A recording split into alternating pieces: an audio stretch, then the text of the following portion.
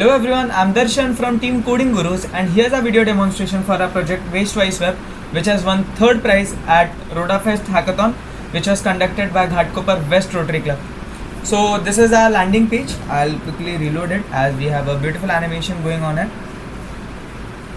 So this is our basic landing page. Here we have two buttons to request campaign as well as report dump grounds. I'll cover it in the later part too. Next we have statistical overviews, which shows the number of campaigns that are open today, the number of campaigns that have been completed, as well as the number of campaigns that will be upcoming. Next we have shop our eco-friendly product section. So basically we have 3 products displayed here. So this portion basically contains products which are eco-friendly and users can buy them.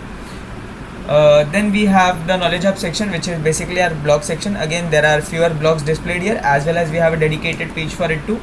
Next we have our testimonial section. So basically, as customer feedback is one of the most important aspect for improvement of the project, we have our testimonial section here. So all of this data is been authenticated through the admin, and after that only the data is being displayed here. Next we have FAQ section.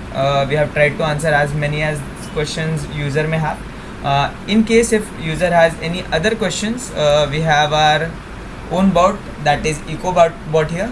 So we can basically communicate with it. It has been trained to answer various questions regarding to our website. Moving further, we have about section. So this is basically giving an overview of what Wastewise Web aims at, as well as we have various services listed down here, which are again links to the specific services. I'll be covering them anyways in the video further. Next we have our team section, which is basically our most hardworking team, because of whom this project have come into picture. So yes, definitely you can connect with us on GitHub as well as on LinkedIn. Next we have product section.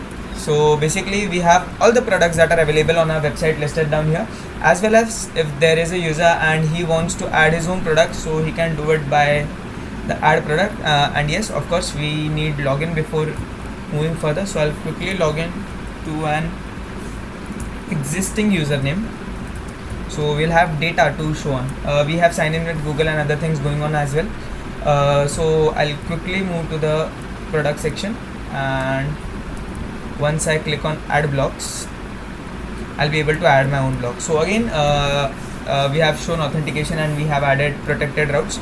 So as whenever user is logged in, only then he can add data, as we'll need his email ID, as his data will be stored in the DB. So next, the product section contains affiliated link. So as the product already had a very large scale, we could not actually implement the entire e-commerce platform here, so we are working with an affiliated link. Next up, this is everything from the products page. Next we have the blog section. The blog section basically contains all the blogs that are posted by the users. Of course they need to be approved by the admin.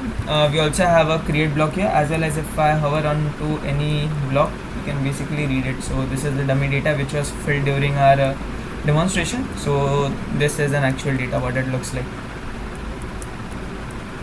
So moving on, next we also have create blog section. So user can basically add these details. Once he adds it, it will be available on his profile as not approved. Once admin approves it, it will be appearing in his profile, as well as it will be appearing on the page as well. Okay, next we have campaign section. So basically we have all the campaigns listed down here, and from the same page user can register for any specific campaigns he is interested in. And again, we have certificates going on for it as well.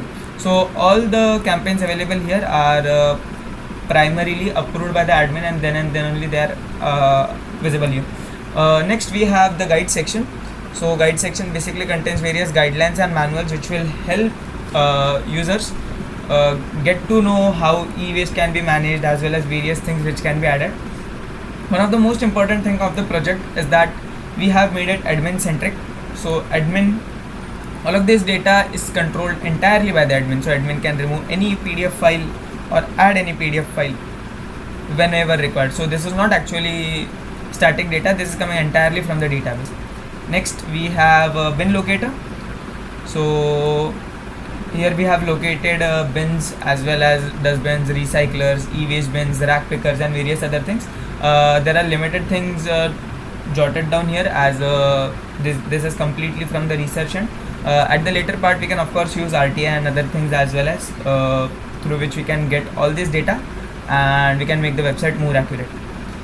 Moving on, next we have a carbon footprint. So basically, user can enter all of his consumptions, be it meat consumption, traveling consumption, then public transport, recycling waste, then appliances, shopping habit score, and according to that we'll calculate the carbon footprint. As of now, we are just calculating the carbon footprint. At the later stages, we can also suggest user so as what all changes can be done to reduce it. So yes, I guess that's it. Next, very important, we have a request campaign section. So user has to enter all of his details and then he has to click on submit. So whenever user clicks on submit, it will be uploaded as not approved. Once admin approves it, it will be appearing on the campaign section as well. Next, we have the report dump ground section. So whenever we report dump ground, we actually need permission from the user, as a user can physically only report a dump ground when he is physically existing at the same location, and that is why we are taking the coordinates of the user. And once user uploads this, this will be added to database. This is not connected anywhere to the website, but at the later part we can forward it to government officials and various other things we can do with the data too, as well as we can suggest, we can add it as a suggestion for campaigns. Next, we have the login section here. So all of the details are basically displayed here. User can log out, user can add his feedback from here. Again, the feedback needs to be approved by the admin, as we are planning to add only authenticated data here. These are the blocks which have been uploaded by this specific user. Then we have campaigns. So these are the campaigns hosted by the specific user. When I click on here, it displays campaigns details. There are no volunteers who has registered for this specific campaign, and so it is written we are still waiting for volunteers to register. So let's say I quickly move on to, so these are the users, and once the date has passed, let's say we have an event on 16, so on 17 onwards user can start approving the certificates, as the host will be the one knowing who those who have attended the event and those who have not. So he can basically generate certificates if they have attempted, and these certificates will be available on the user dashboard. So we have enroll campaign section here. So these are the campaigns where our user is the volunteer. Next, you have certificate section. From here we can download the certificate, which will be downloaded as a PDF file.